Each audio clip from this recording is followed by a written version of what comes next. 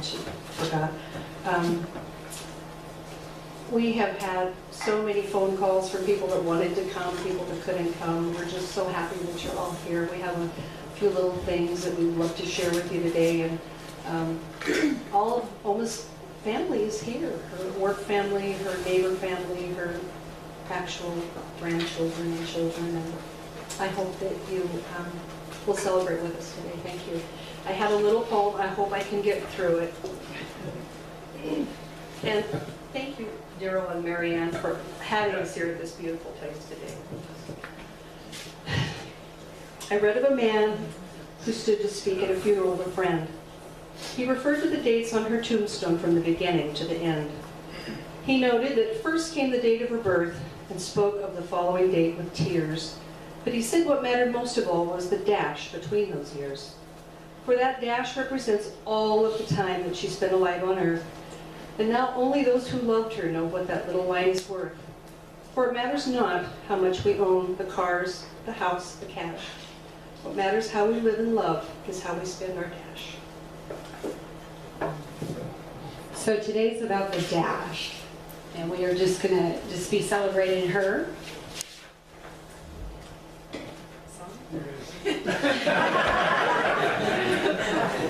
Thanks over there.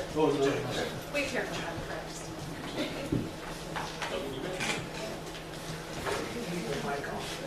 Just sitting here.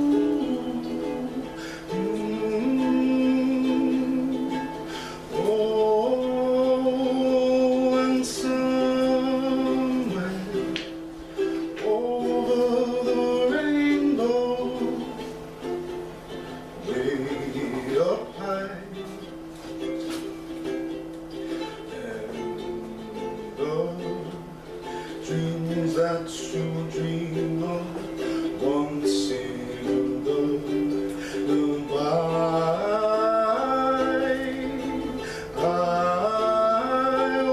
and somewhere over the rainbow, bluebirds fly, and the dreams that you dream of, dreams really do come true. Oh, someday I wish upon a star, wake up where the clouds are far behind. Be where trouble melts like lemon drops, high above the chimney top, that's where you'll find me. Oh, and somewhere over the rainbow, bluebirds fly,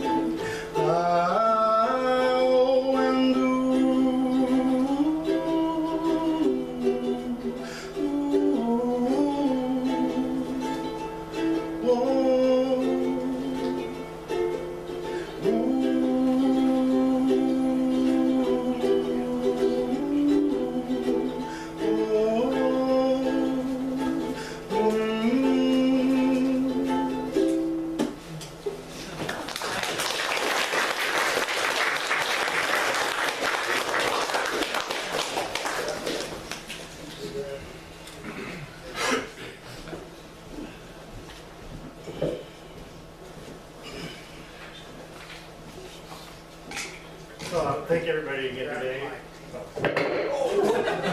Thanks everybody for coming. So I want to share some stories. Everybody has a lot, especially the younger of us back in the day, and I'm trying to come up with some that people aren't going to want to have the same ones because we all had so much fun with her. But in the last, I don't know, the last 15 years since Mom and Dad were up in Concrete, Granny and I would always go up and see him. And when I went up there, I always picked up Granny on the way. And she loved, which most everybody knows, she loved to go to the casino. And it was always just amazing when as soon as she'd step in the door, it was like she was 30 years younger. And I go, Granny, you need to wear something bright so I can find you, you know? And I'm not much for losing money, so I'd gamble a little bit, but then I'd run out of money, and I go, Granny, how you doing? She'd always be doing good. And then, so I'd wander around, and then I go, well, she goes, I'm going to be right here. So I kind of wander around, and I come back 5 minutes late, she's gone. And I'm searching, and then that place was pretty big, and then I'd find her, and she'd be clean at the other end, and I go, how did she get there?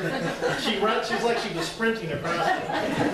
But it was always entertaining. It was always fun. We always had great talks, driving up there all the time. It was fun to go up and see Mom and Dad.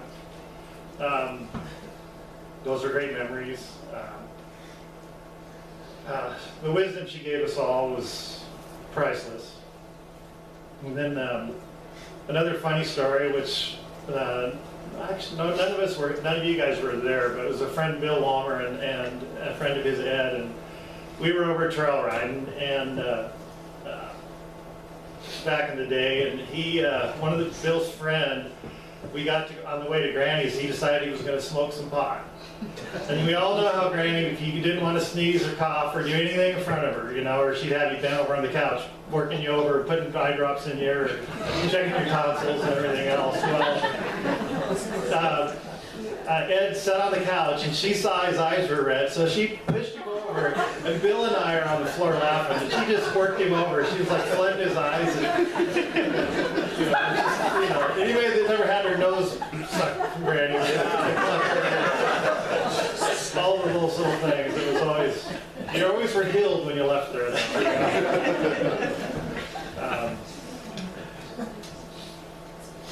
I think I'm going to leave it at that because I know a lot of other people have a lot of other stories that are going to be along the same lines. So, thank you all.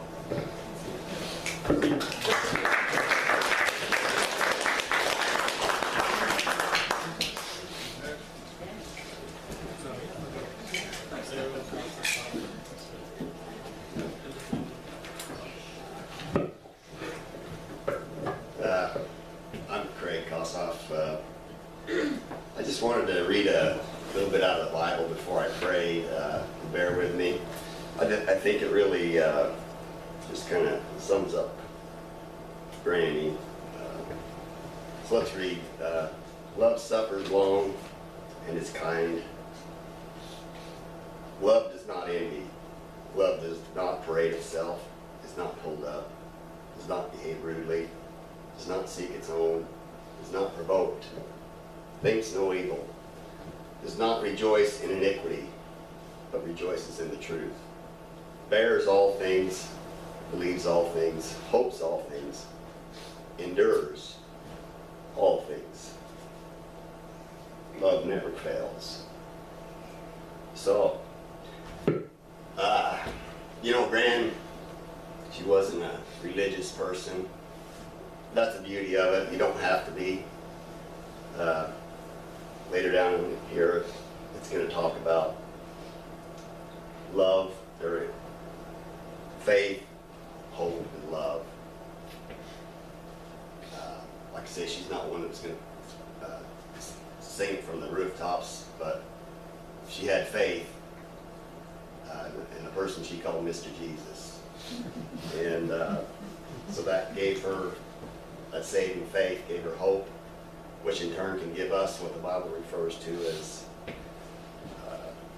a peace that surpasses all understanding.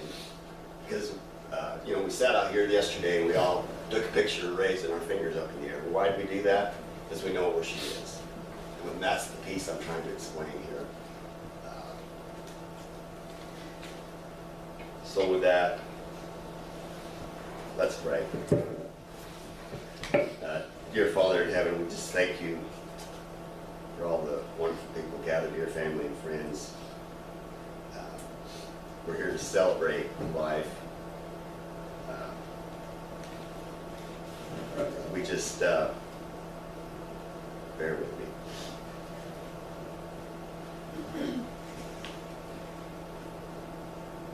I just want to thank you for, as Daryl said, her wisdom, her knowledge, her advice, her work ethic, the example she had for everybody. There's most people here at one time in life, at some time, would come to Granny for advice.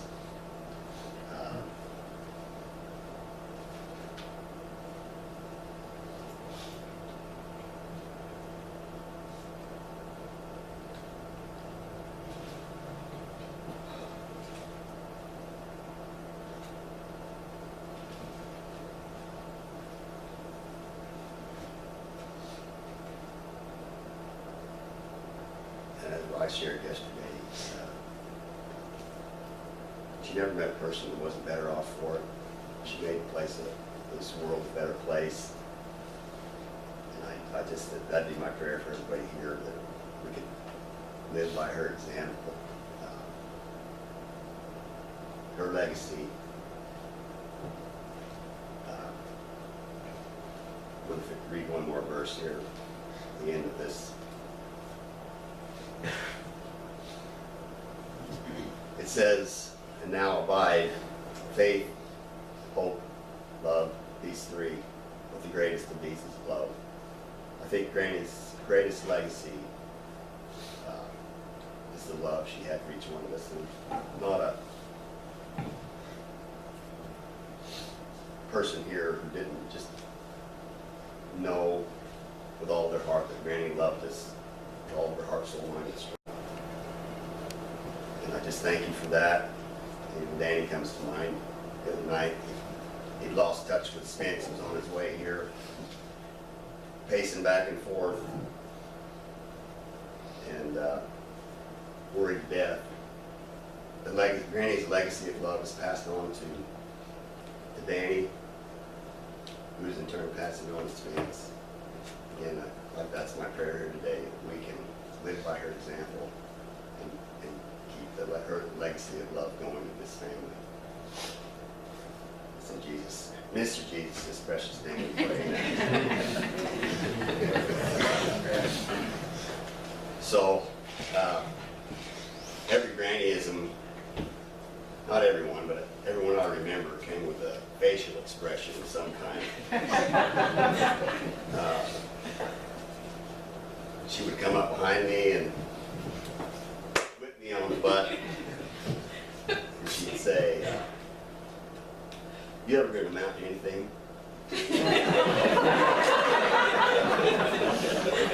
And I'd say, "Probably not, Gran. I doubt it." No. She said, "Well, I'm just going to have to whip you in shape." I should probably go punch people that. But my favorite expression that she had was one of, how do I explain it? It's kind of a condescending look of disgust that only she could pull off. So, another time she comes up, whips me on the butt. Says, "I think I'll just beat the shit out of you." Give me that face. So, Beth told me I can't pray and then tell this story, but so for some reason, this latter one has been on my mind for the since she passed. And I'll come home, Beth will start talking, I'll sit down and I say, you know, I think I'll just beat the shit out of you. Next day, I'll give her a hug and I'll say, you know, I think I'll just beat the shit out of you. So I was leaving a while back, opened the door and I was on my way out and I said, I think I'll just beat the shit out of you. And I got out the door and I think, golly, what if her mom and dad were coming back this day or something. And it didn't happen, but had it happened, I would have just said, you know, I'm not going to beat the shit out of Beth. This is just my way of telling Beth I love her. That's one of the many ways Granny told me she loved me over the years. So, again, because of what we talked about earlier, we know where she's at. I fully expect to see her whenever my time's up. And I envision her coming and top of her lungs. Hello, bladder.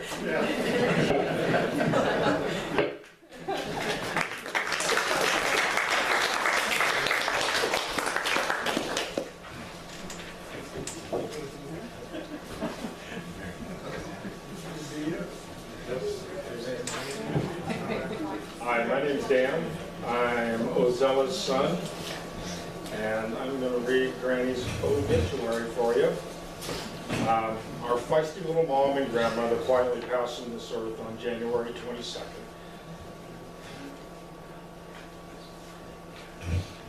With her family at her side, she lived her life by always checking in. She would call everybody at least 2 or 3 times a week, and that would be her thing, just checking in. And being present in the world, indeed for all her cherished family and friends. All who knew her loved her. Her very name, Oma, is the German word for granny. She was a granny to not only her grandchildren, but to countless others along the way. Oma Jean Burgess was born in Baker Springs, Arkansas on September 30th, 1921. She grew up on a farm with 6 brothers and sisters during the Great Depression. She married Ralph Sims. They had 3 daughters before moving to California during World War II years. Daughter number 4 was born there. Oma worked as a nurse at Harbor General Hospital during the war.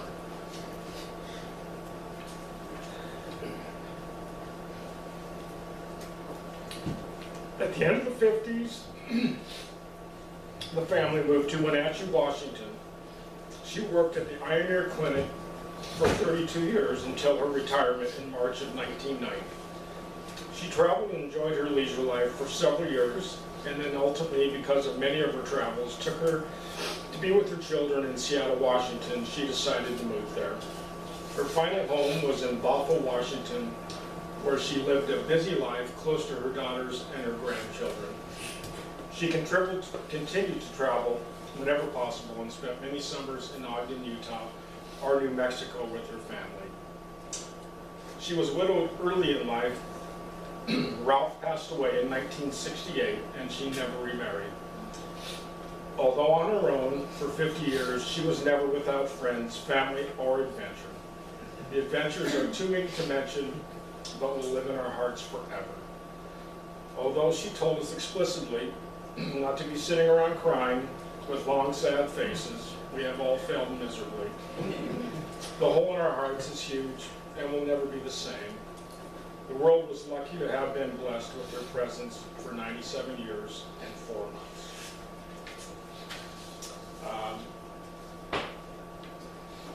Granny was something else.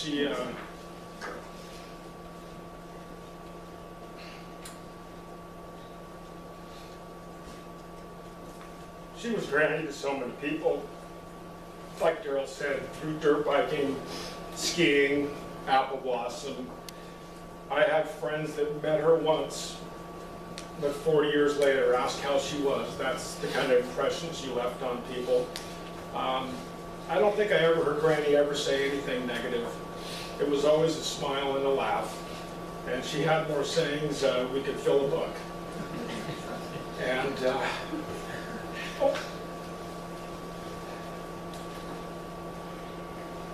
dearly. Thanks.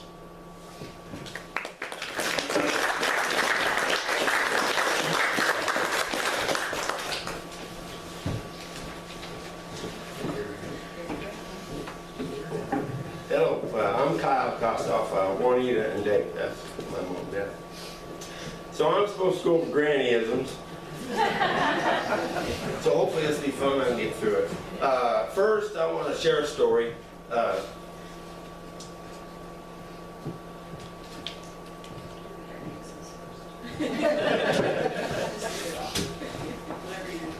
Well, let's see here. I used to rodeo a lot, kind of, and I travel all over. We come up to a lot of rodeos in Washington. She'd meet Moses Lake, Walla Walla, Kennewick. She'd always show up, throw the trunk open, and just have all kind of food. So my favorite place though was Ellensburg. So I get there one year, she shows up, we get her parked, and all my buddies, you know, they come by. We got food like turkey, ham, roast, and all the fixings for all of them. It's all in the back of the car. So, you know, I'm traveling with the guy from home, and he's like, "Hey, this is my grandma, yeah." And so she comes up, and we open it up, and all this food. So we start eating. So then all the guys that I kind of rodeo with, you know, they're there and they're walking by. So then I'm like, "We can get all this food." So I'm like, "Hey, you hungry?" So pretty quick, everybody's eating. And I still don't think we ate it all, but Granny was so happy. You know, just cooking for everybody. So that got over.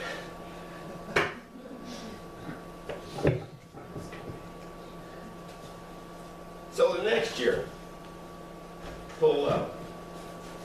We get parked and Granny's coming. So I'm kind of watching for her, and I'm go over and pay my fees. And there's a security guy there that runs the gate. He says, "Hey, is your grandma coming?" He says, "Well, I got this parking place. It was the front, like the very best parking place for the whole deal, for anybody. Got a place for her." So she comes, and he's like, "Hey," you know, and he waves her out, pulls her right in there. So it's the same deal. Everybody's, you know, all the guys are asking for sketches. So we have this big feed again and do the rodeo. So that's one of my favorite stories about Granny. So now it's grannyisms. And you guys, there's a paper there, it's got a lot, and everybody's kind of got their own deals. These are the ones that I thought of.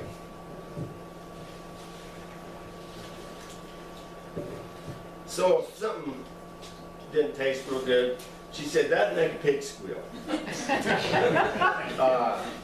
And then there's old Mr. Jesus, that was mentioned already.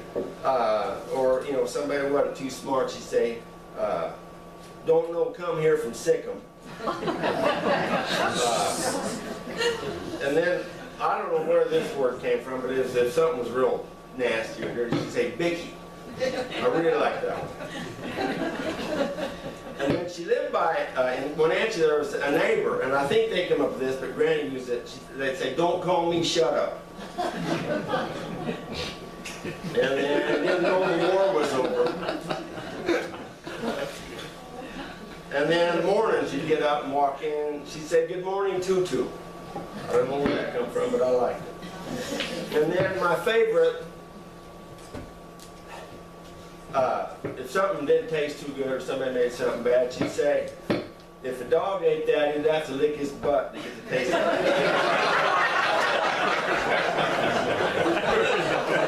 Anyway, I appreciate y'all coming. We could go on all day, but that's all I can think of. Thank you.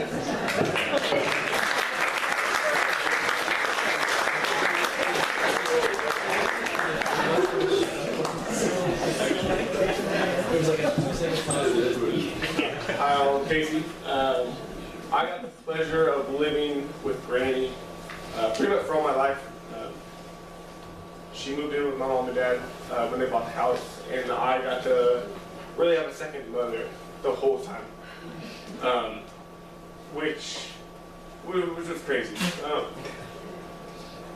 Because if, you know, mom and dad said no, I could go to her. Sometimes I get a yes. So it's like an extra shock, you know? Or, you know, sometimes they would say yes, and I'd be leaving, and she's like, "What are you doing?" You know, so it went both ways. Most of the time it was good. But with living with Granny was, like I said, it was amazing. She had the downstairs, so it was almost like her kind of own apartment. And so we had countless game nights. You know, she'd go up to see whoever, you know, Larry Knott, and Granny's come, like, hey guys, we're all coming over, we're having Halo night or whatever. And so we'd play all night long.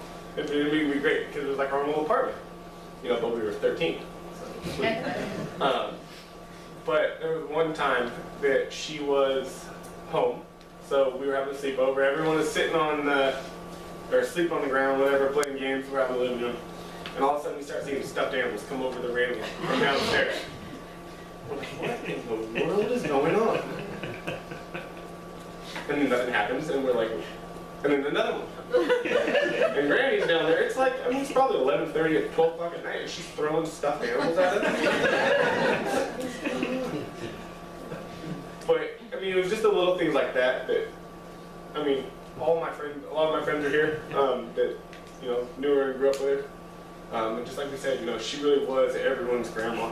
She treated everyone like that from day one on, you know. So, that's all I got.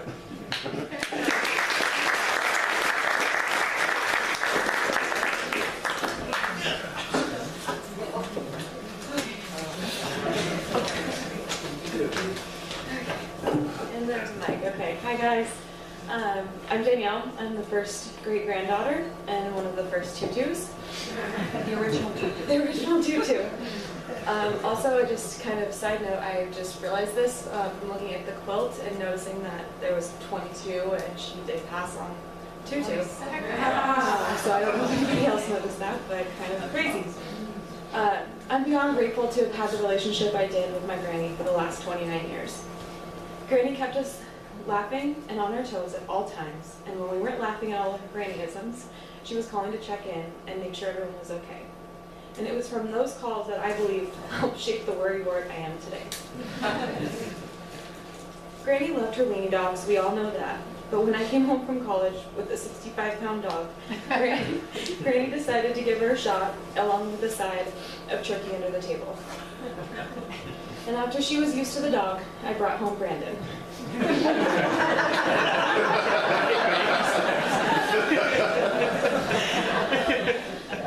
From the first time we met, I knew that he'd fit into this family.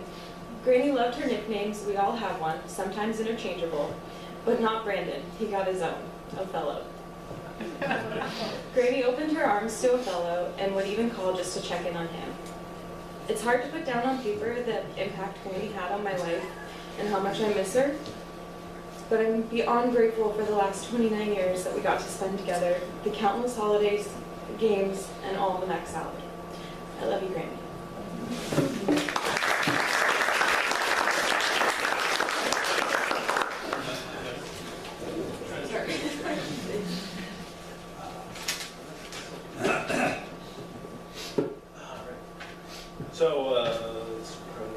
All right, so I'm Jordan, so Danielle's brother, and Daryl and Marianne's son. So I guess I'm a great grandson. So I was trying to think what to say, so I was thinking, what's the oldest good memory I have of Granny? And I think it was probably when we had the big surprise to name the Oma Lodge after her, and the quilt that's outside. And so there's a bunch of stories with the quilt, but the one that stood out to me the most was definitely, there's a story, there's a picture of a suitcase with a turkey in it. And so there's a story behind that I don't really remember the details. I had to refresh myself out there, but so she brought a turkey in a suitcase to bring the turkey for Thanksgiving or something along those lines. And when they told me that story, I was like, man, this lady is crazy. Who is she?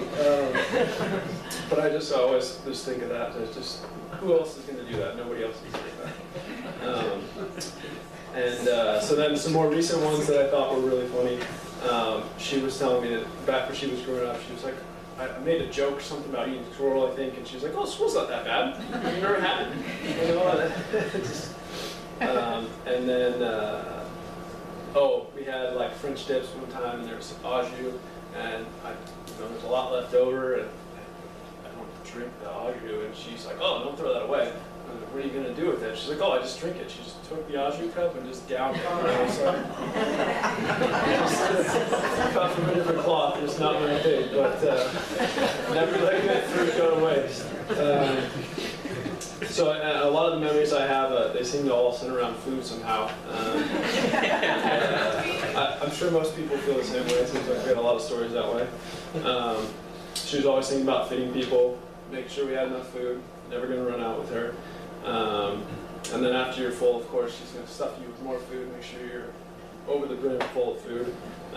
She would just always tell me, little Jay, you need to have some more. You need to thicken up, you're too skinny. Some meat on your bones, that sort of thing. So some of my favorite foods, I got the Rice Krispie treats we got out there. Some Max Jalapeno mentioned, it's pretty infamous between us. We used to have fights for leftovers at Thanksgiving. And then, of course, the peanut butter cookies, which are just everywhere in this household today. And I always look forward to the holidays because I get a box of peanut butter cookies for every holiday, which is the thing. And then you have to ration it out, see how long you can make it last. But yeah, like everyone said, she's always calling in and checking in on people for no reason, just making sure people are well. I never had super long calls with her when she calls you, but it's always full of really positive energy and the quirky grannyisms that everybody's got. And so the only one that I always think of with her for some reason, like today, when it's raining really hard, is it's raining harder than a cow pissing on a flat rock.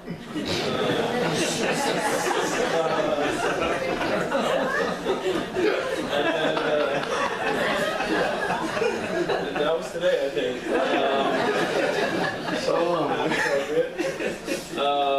What else we got? Oh, and then I always thought it was hilarious. She called everyone a knothead. Anybody who's bad is a knothead.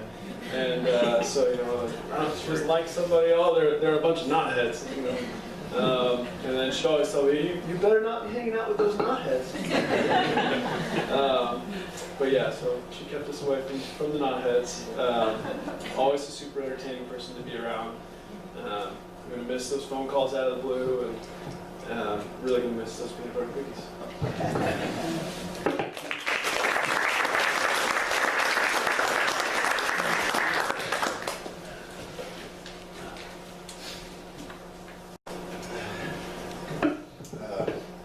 I'm Spencer.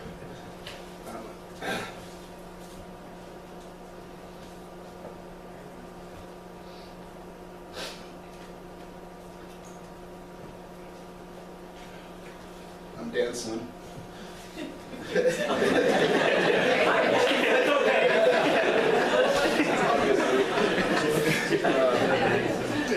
don't know if I'm the youngest grandson but I think the best memories I have of Granny is every time I saw her, she'd always ask me how I'm doing. She'd always say, how you doing, Tutu? Every time. She'd always tell me that I was her favorite. I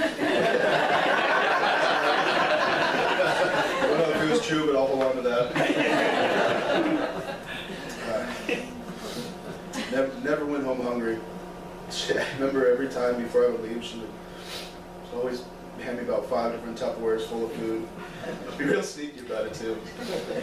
A bunch of cookies, everything. And I don't know if it was this morning or last night.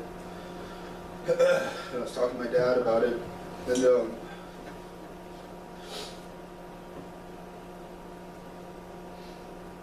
kind of just felt like she was always going to be here.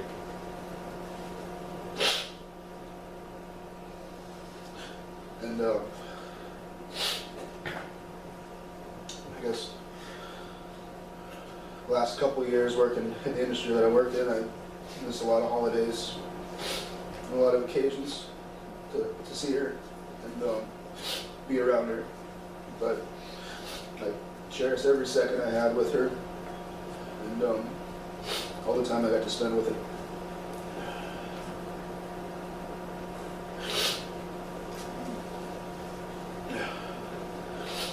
And I do have a song. Hopefully I can make it through it.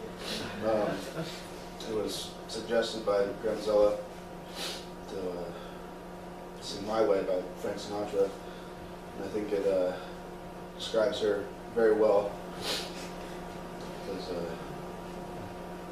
kind of person she was.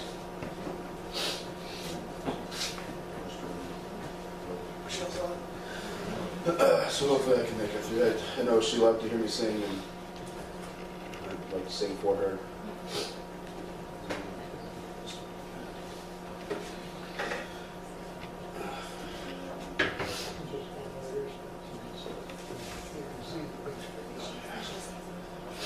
You wanted that Start zero? it. Yeah.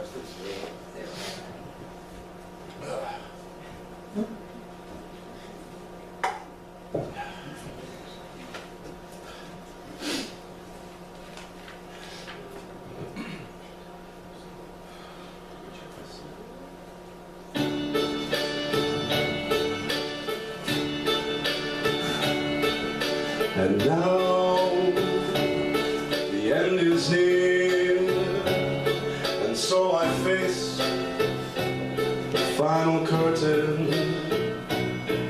My friend, I'll say it clear, I'll state my case, of which I'm certain. I've lived a life that's full.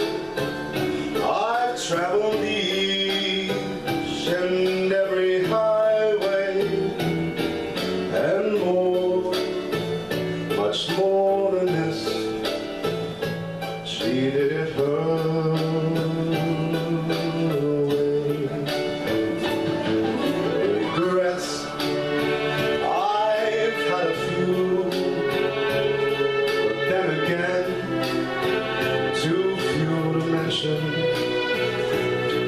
I did what I had to do and saw it through without exemption.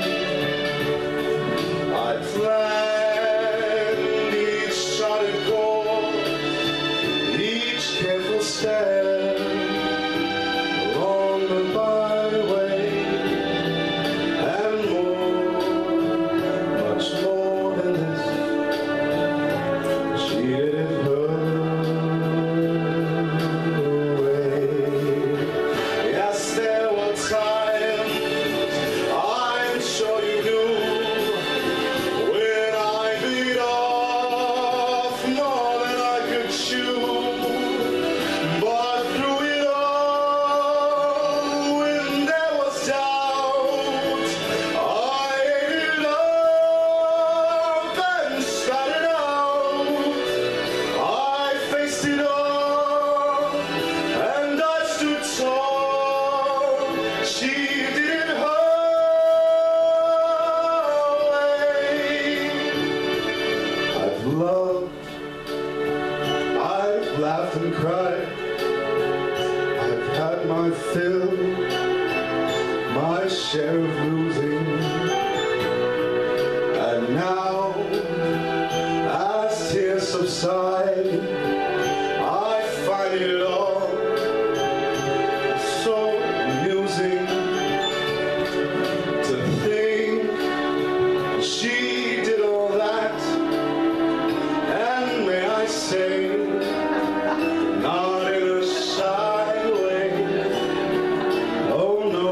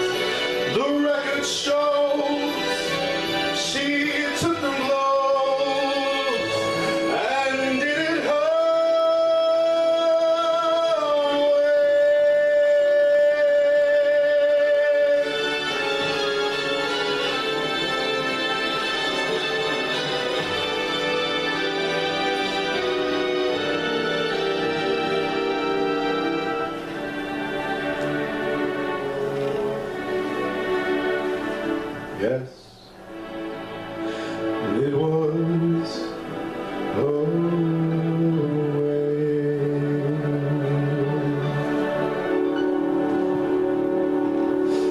Thank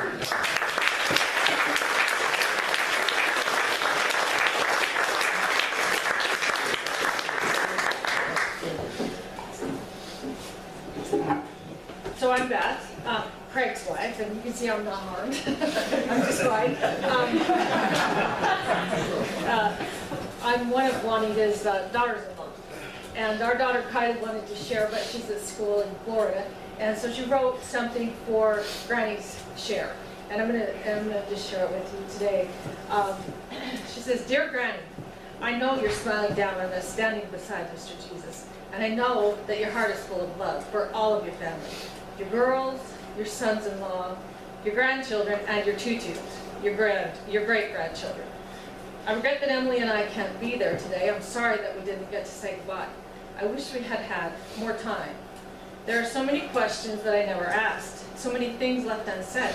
It hurts to think that if I ever get married, you won't be there. There's so much you won't get to see, but I'll always remember your birthday cards.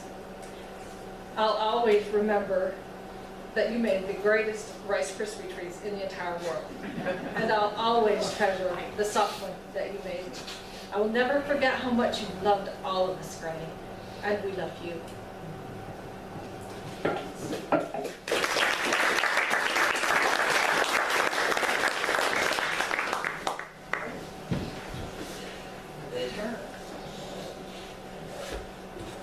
Good afternoon, I'm Ron McGay, also known as Uncle Ronnie. And just couldn't help but think the last time Spencer and I were together singing that My Way, Granny's 95th birthday, and we were sitting in the Red Dog Saloon, and Granny was sitting at the bar with the president of the Bandito Motorcycle Club. Tough old gal. You know, Hubert Humphrey once said, "If you have no tears, you have no heart." So in advance, forgive me if my heart starts showing.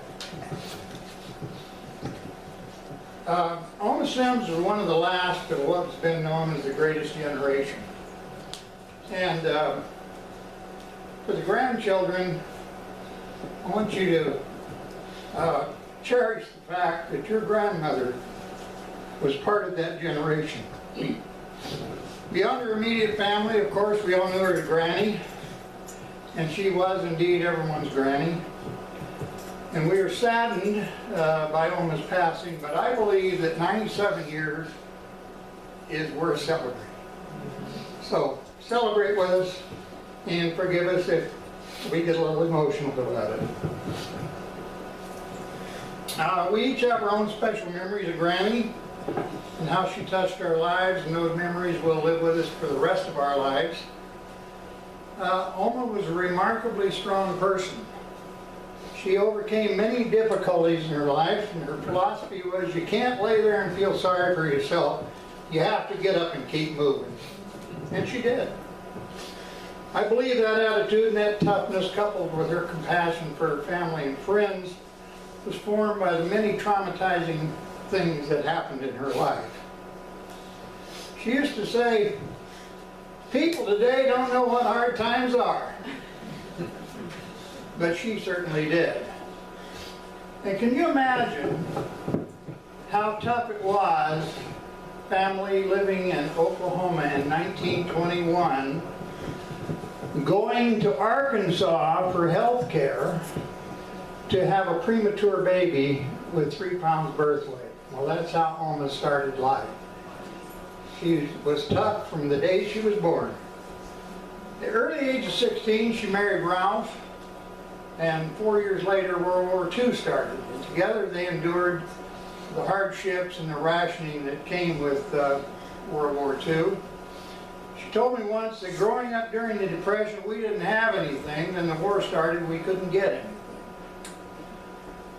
Near the end of her war, her brother Tommy was killed by a sniper his first day on Okinawa.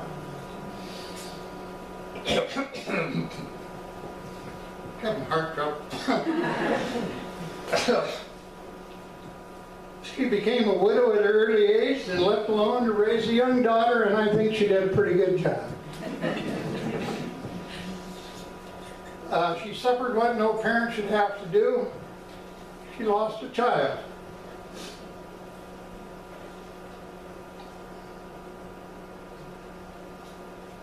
But after each tragedy, she kept moving on. Oma had a nickname for everybody, and everybody in the family had various nicknames, and as has been said, some of them were interchangeable. But Oma's nickname was Tot, and Ralph was short. It came Whitey, Wani, Sheeny, and Boo. Later on came Little J, Loop Leg, Tutu, Blatherskites, and Beanie. And there were many others, but everybody ended up with a nickname. Even the extended family had nicknames.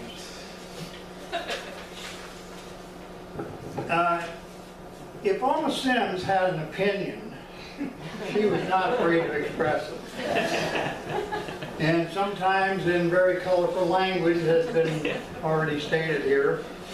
One of my favorites was when you had a public figure in the news misbehaving, or anybody else for that matter, her solution was, they need to cut them balls off.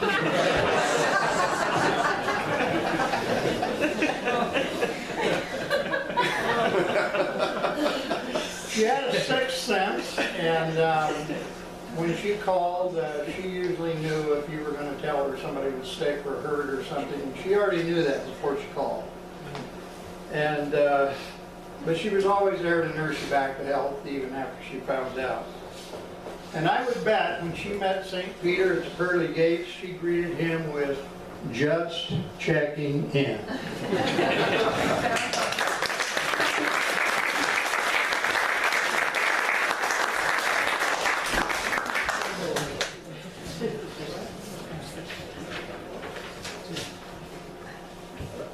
I'm so excited. I don't have to do my speech because you guys did my speech. All of you. I'm Marianne. I'm the granddaughter-in-law. And most of this has already been spoken, but I'm going to go ahead. Granny was quite an inspiration. Not only did Granny inspire me when life got tough, but saw her inspirations daily into those that came into her life. 34 years ago, we had our first laugh. It was at Apple Blossom. And I asked if I could cook breakfast. She said, sure, cook those boys up some over easy eggs. Glad to. Gave me a cast iron pan. I'd never used one before. Anyway, she looked at those eggs, and they were not over easy. Our laughter continued through the decades. I have the unique pleasure of talking to Granny almost daily because I worked from home, sometimes twice, sometimes 3 times, when we forgot things. I enjoyed making her laugh and keeping her engaged with what was going on in the kids' lives, our lives.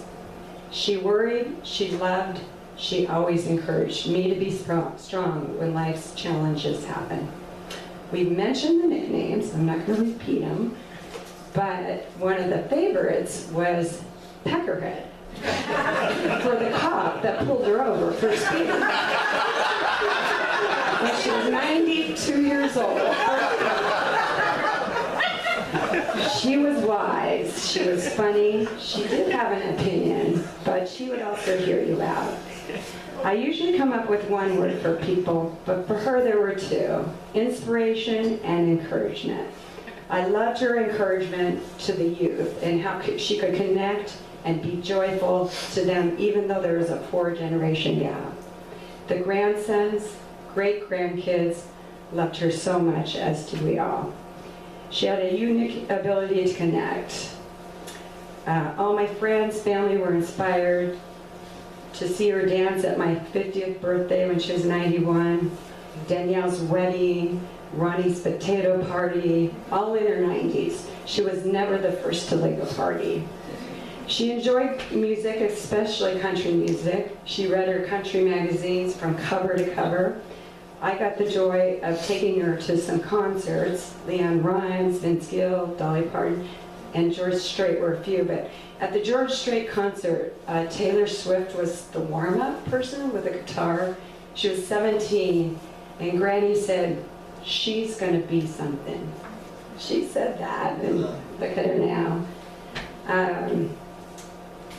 I'm not sure what her secret to long life was, but her son-in-law, Don, would say it was about the bacon. There was always a pound or two, or how many this morning? 5 or 7? 7 this morning.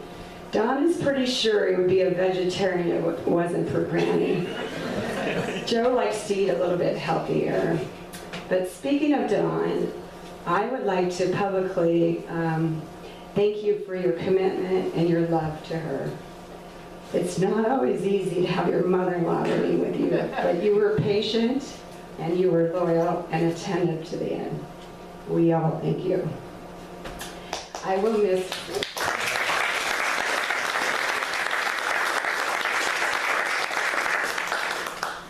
miss her daily check-ins. My square on the quilt is the phone. Anyway, without the quilt outside, one of our vacation rentals is the Oma Lodge. When I called her to say, I'm thinking it's going to be the Oma Lodge. The first one's Danielle, Jordan, everybody thought I was pregnant again. Anyway, this the Oma Lodge, she didn't really mind having it named after her. So Daryl and I were sitting out there in a swing one day, and I said, I need something in the lodge that's her. I'm thinking about this quilt.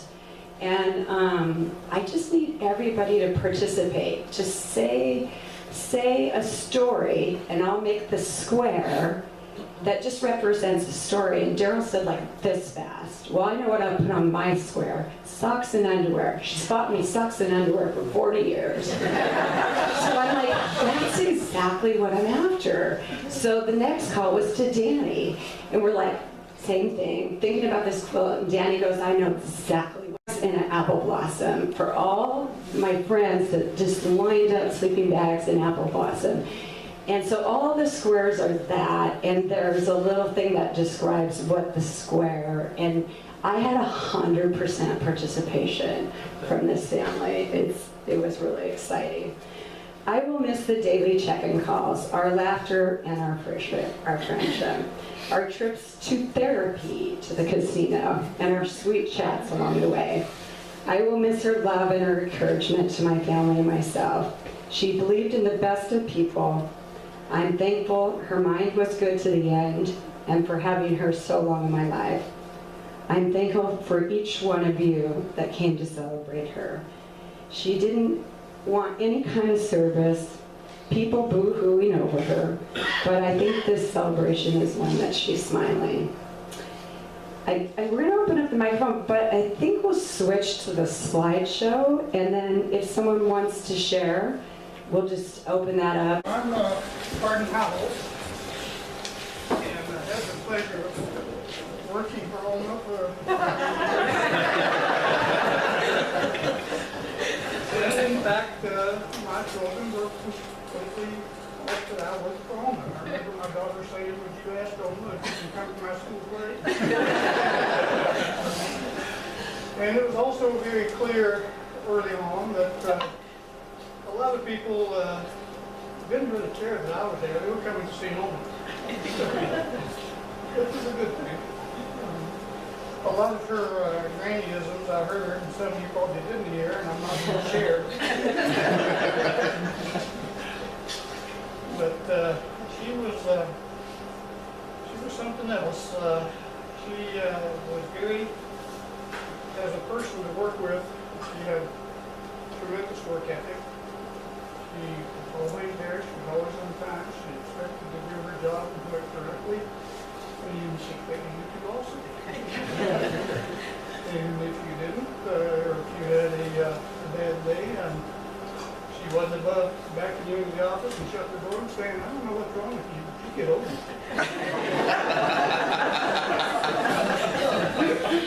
Put yourself out there, do what you're supposed to do.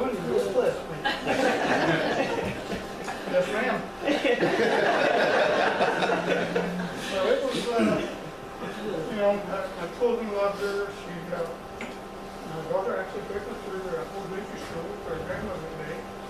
She was her grandmother for what she really needed. And it was a pleasure and an honor to work for Homa. I think Sheila Hildebrand's gone, or Sheila Clinton's gone, but she worked for Dr. Hildebrand for 30 years and or for 20 years and me for 11 years. And was by far one of our favorite people at the Ioneer Clinic. It was truly an honor to know her and work for her.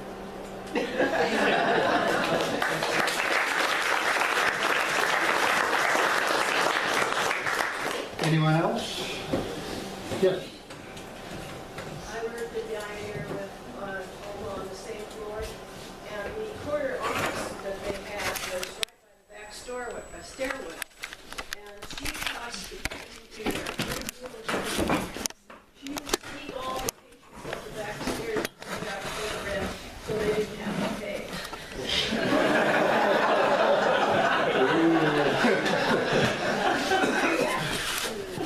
Anyone else have any secrets to share? Yes. Oh, go ahead. So the first time I met Granny, I was 16, and Daryl invited us. The group kept growing to Apple Blossom. And I kept saying, Daryl, there's too many people. No, it's fine, it's fine. We show up, and of course the food, sleeping bags. You couldn't even see what color carpet she had. She said, no hanky-panky, I'm going to be walking through here. And you never wanted to disappoint her. Well, one day we did. We were cruising up, whatever that main street is where they have everybody cruising around.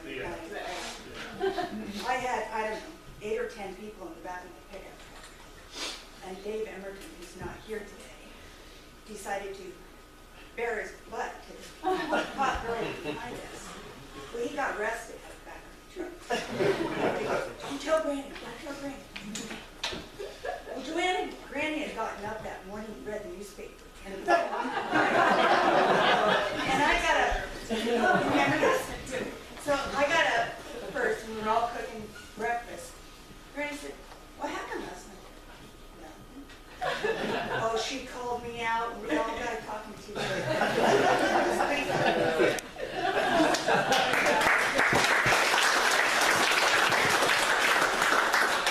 Anyone else? So my name's Bob. I am Casey's roommate. I've known them for 15 years, which is crazy. And over the 15 years, I've got to meet all the relatives and, you know, everyone in the families. They're caring, they're loving, they're supporting, they're encouraging. And to me, that's just a testament to who Granny was. You know, she always had a smile on her face. And I would go over there once a week, say hi, you know, mostly just to visit her than anything else. But everybody's talking about Grannyisms, and one of my favorites with her is, you know, me and Casey would run upstairs and she's in her room watching TV. Granny, what are you doing? Oh, you know, just farting around in here. just farting around. So she will definitely be missed. Feel very honored to have known her for 15 years. Another grandma.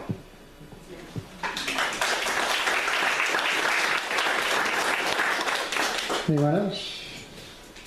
I'll try to say something. Yes? Remarkable. That's what I think of her.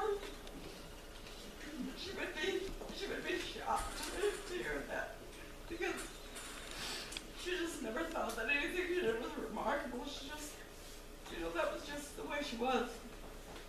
And if I could have, you know, leave anything like that behind in my lifetime, I would be thrilled to death. But we just all loved her so much. And it's just such a big ache in our hearts.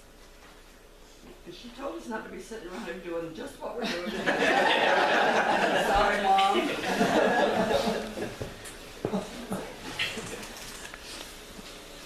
Anyone else?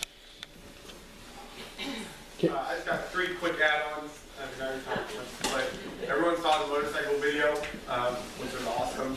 That tank top was like in my throat, right over. I mean, you know, it was down here and it was legit into my throat. Granted, it was a great ride, but it was funny with the tank top. Another grannyism that kind of came through our, you know, sleepovers and whatnot was it's colder than a beaver's belly in here. The house was always cold. She always had that fireplace running downstairs, and she'd come up and be like, "It's colder than a beaver's belly in here." So that was just a good one. And then just to tie up with all these phone calls checking in, because I lived there, I didn't really get these regular phone calls. But occasionally I'd get a call, and it'd be from Grandma. Casey, well, how did I get a hold of you? So I got the checking in phone, but how did I get to you phone? Alphabetically, he was first. Yeah, right. Danny, she always called Danny, so it's Danny and then Casey. So I always ended up with the how did I get you? Any others? I have a funny one. This is Alan, one of my best friends. We met in 7th grade, and we hit it off right off the bat because we both loved motorcycles. We started going to Apple Blossom, and I remember Mom took us over in the old little red Volkswagen that we had. We strapped our bicycles on the back, and it was Alan. Well, he was Ed for the next 40, whatever many years it's been. It's always been Ed forever. Not the head with the red eyes though. Yeah.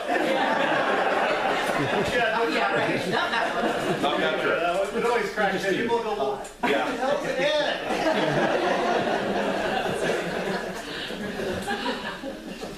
Well, as they say in the auction world, you're all through, you all done? We'd like to invite everybody to join us for lunch on the patio. Is that where we're eating? I guess. That's going. Join us for lunch and take a look at that quilt out there. There's some pretty interesting squares on there. And enjoy each other, and thank you all so much for coming and sharing with us and making this a special day worthy of 97 years. Thank you.